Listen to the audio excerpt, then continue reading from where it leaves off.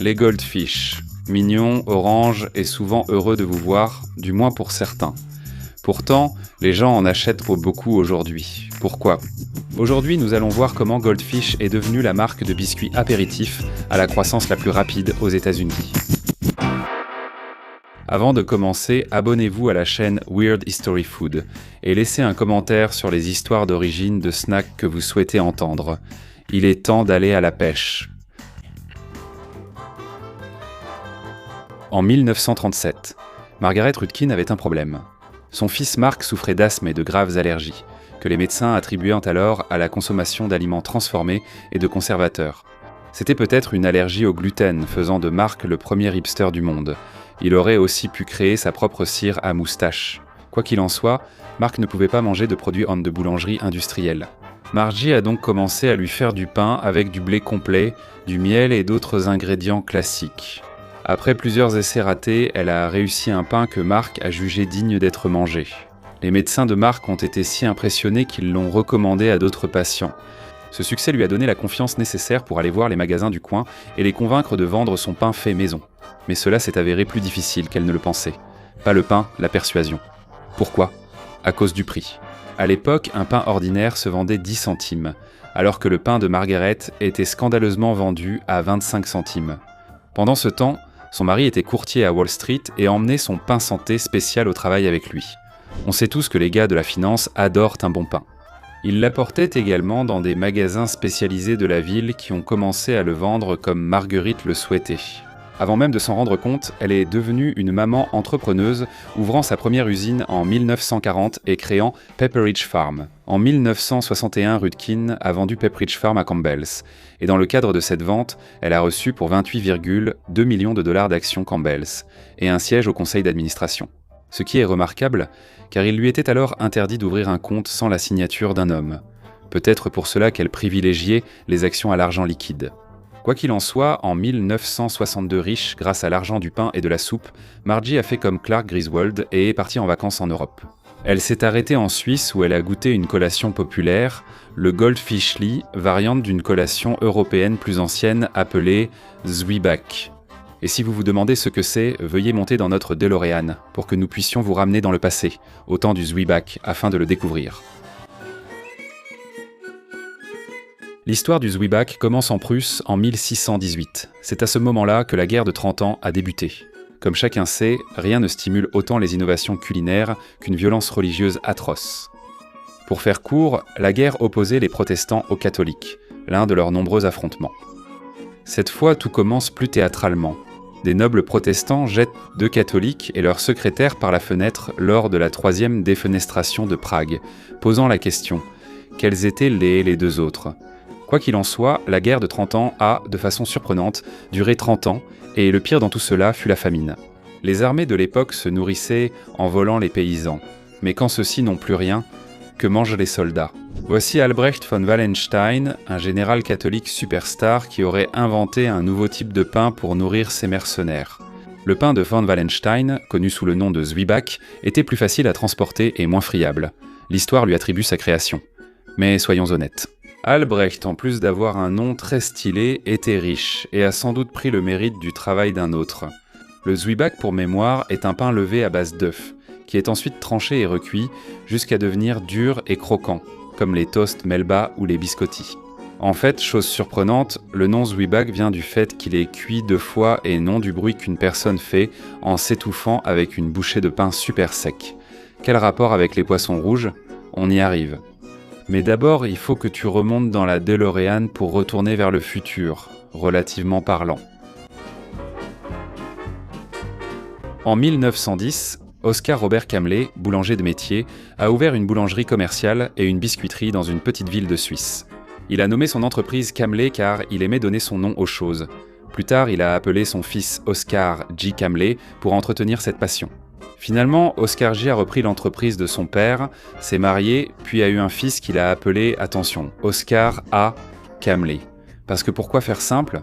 Bref, l'usine Camley produisait beaucoup de pains et de snacks très populaires, et l'un d'eux était le Zwieback. Ce n'était plus réservé uniquement aux soldats. On considérait cela comme une friandise sucrée et croquante, idéale avec de la confiture et du thé. la confiture allant sur le zwieback, non dans le thé.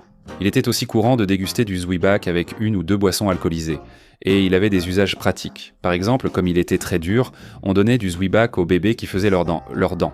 Et comme il était facile à digérer, on en mangeait après une grippe.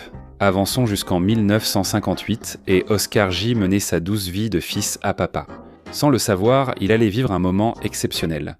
C'était l'anniversaire de sa femme, et après avoir pris un petit déjeuner de fête avec elle, Oscar J est allé au bureau. Peut-être que son premier cadeau n'avait pas fait sensation. Peut-être que c'était un balai neuf ou un de ces nouveaux ouvre-boîtes électriques sophistiqués.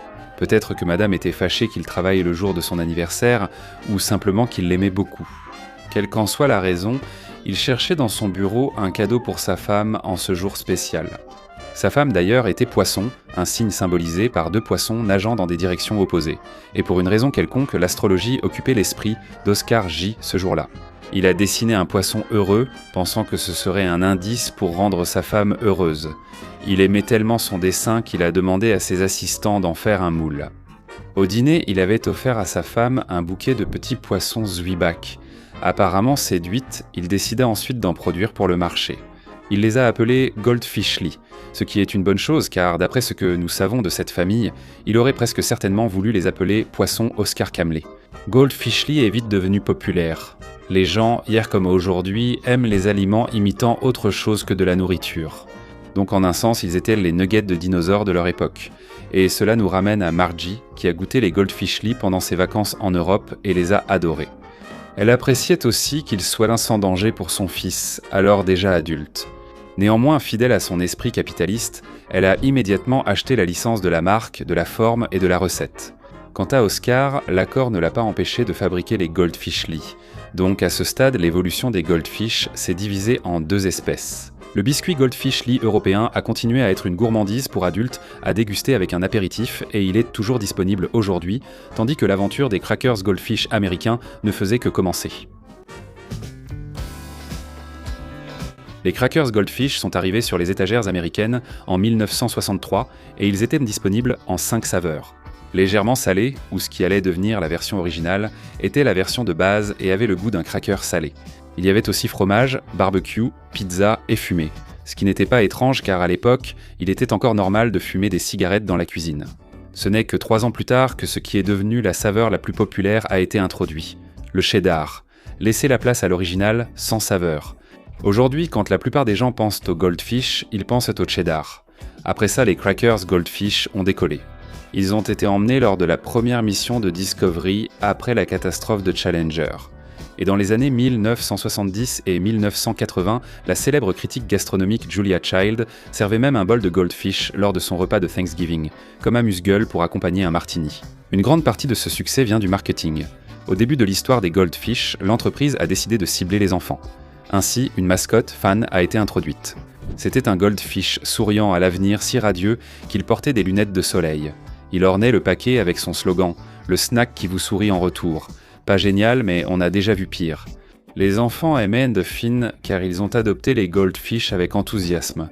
Les crackers tenaient en bien dans la main d'un tout petit et leur forme de poisson était mignonne. Les parents étaient d'accord car l'entreprise utilisait uniquement des colorants alimentaires naturels, rendant les Goldfish plutôt sains. En 1997, le sourire de Fin a été apposé sur le véritable cracker Goldfish, mais pas sur tous les crackers. Dans chaque paquet, seulement 40% des petits poissons sont heureux. Ce sont probablement ceux qui ont accepté d'être mangés. À la fin des années 90, quand les enfants étaient pas plus géniaux, Pepperidge Farm a lancé les crackers Goldfish Flavor Blasted avec des saveurs comme extra cheddar et crème aigre et oignons percutants. Le Dauphin a été mis de côté pour une mascotte plus percutante nommée Boomer, dont la méthode pour ajouter de la saveur était d'utiliser de la dynamite. Hélas, Boomer n'est pas resté longtemps dans ce monde. Et dans une série de publicités au tournant du siècle, Fin est revenu avec un groupe d'amis, dont Brooke, la passionnée de parmesan, Gilbert, un froussard au goût de bretzel, et X Extreme, celui au goût explosif, qui aimait désormais les sports extrêmes au lieu des explosifs. Et pour une raison quelconque, ils vivaient tous sous le lit d'un enfant. Vous savez, là où se cachent les monstres. Ses amis ont finalement été retirés. Mais Fin orne toujours le devant des paquets de Goldfish. Quoi qu'il en soit, En 1999, les Goldfish étaient tellement populaires qu'ils ont suscité la jalousie chez d'autres fabricants de biscuits salés. Nabisco, le fabricant des biscuits Ritz, a même essayé de grignoter la part de marché des Goldfish en lançant son propre biscuit salé en forme de poisson. Voyez-vous, ce qui s'est passé, c'est que Nabisco s'est associé à Nickelodeon pour optimiser leur marque. À l'époque, l'émission phare de Nickelodeon était Cat Cat Dog, une série sur une créature mi-chat mi-chien qui a poussé toute une génération d'enfants à se demander « Mais comment fait-il caca ?» Cependant, le produit Cat Cat Dog que Nabisco a lancé était un biscuit salé en forme de poisson, aromatisé au fromage. Pepperidge Farm n'a pas accepté cela. Ils ont intenté un procès et ils ont gagné. Ce fiasco a valu à Nabisco une leçon sévère sur la différence entre inventer et voler. À ce jour, Nabisco ne propose aucun produit en forme de poisson, quelle qu'en soit la sorte. En revanche, il mise beaucoup sur les ours avec les Teddy Grahams, et les ours mangent du poisson.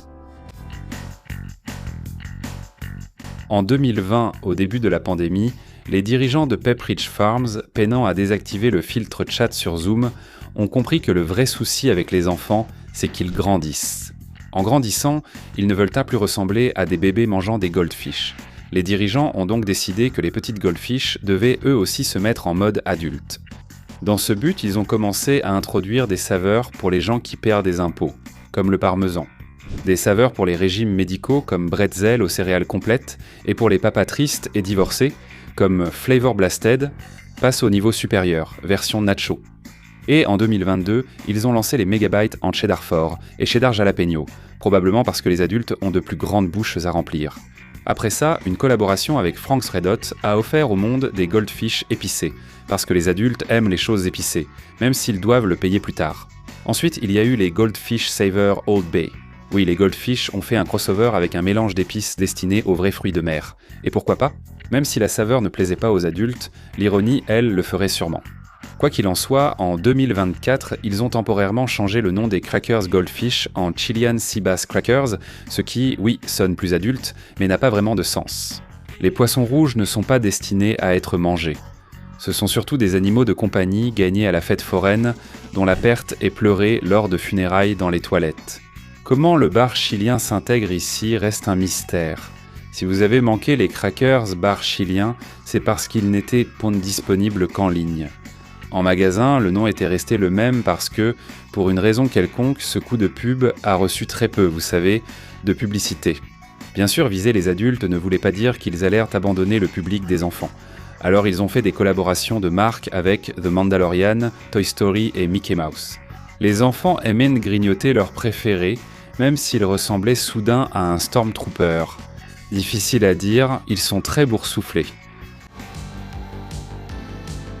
Si vous vous demandez si la tentative de Campbell d'inciter les adultes à manger plus de crackers Goldfish a fonctionné, eh bien Campbell fabrique maintenant 50 millions de crackers Goldfish. Chaque jour vend plus de 120 milliards de Goldfish par an et les adultes en mangent la moitié. Cela n'inclut pas les moments où les parents dérobent les goûters de leurs enfants.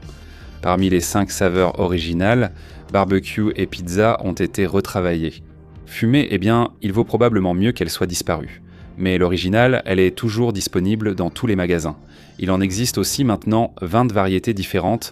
Certaines sont soufflées, d'autres croustillantes, avec même des éditions limitées comme les Snoopy Peppermint Cocoa Flavored Graham Cracker Goldfish. En résumé, en gardant les enfants et en attirant les adultes, les ventes de Goldfish ont augmenté de 33% depuis 2021 et rien n'indique que cela va s'arrêter. Cette hausse a fait de Goldfish la marque de biscuits salés à la croissance la plus rapide aux États-Unis. Bravo petits poissons. Qu'en pensez-vous ? Quel est votre parfum de Goldfish préféré ? Dites-le nous en commentaire.